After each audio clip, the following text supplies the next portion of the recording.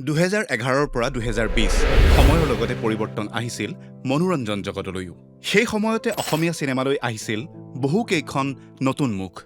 আগৰ দশকৰ অভিনেত্ৰীসকলে এই দশকটোতো খোপনি পুতি আছিল যদিও অসমীয়া চিনেমালৈ নতুন মুখৰ আগমনো আছিল লেখত ল'বলগীয়া।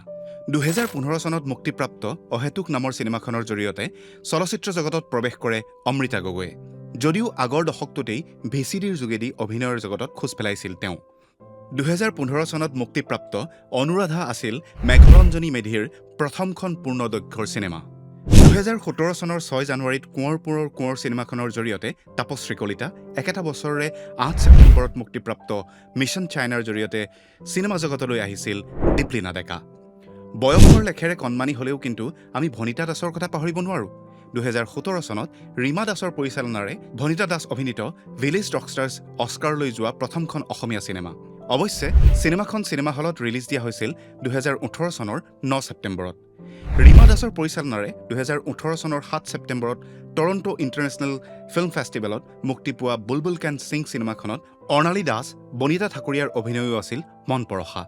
সেই বছৰতে তুমি মোক ফাঁকি দিলাৰ জৰিয়তে জনপ্ৰিয় হৈছিল অনুস্মিতা গোস্বামী। 2019 চনত মুক্তিপ্ৰাপ্ত কাঞ্চনজংঘা চিনেমাখনৰ যোগেদি পিংকী শৰ্মা, বৰ্ণালী ভটিয়াই চিনেমাখনৰ যোগেদি দৰথী ভৰদ্বাজ, আমিষৰ যোগেদি লিমা দাসে অসমীয়া চিনেমা জগতত সমাদৰ বুটলিছিল। এই দশকটো কেৱল এটা যুগৰ অৱসানেই নহয়, অসমীয়া চলচ্চিত্ৰ উদ্যোগৰ কাৰিকৰী দিশটোৰ অতি আধুনিকীকৰণৰ বাবে এই সময়খিনিতেই চলিছিল কুচকাৱাজ। চিত্ৰবন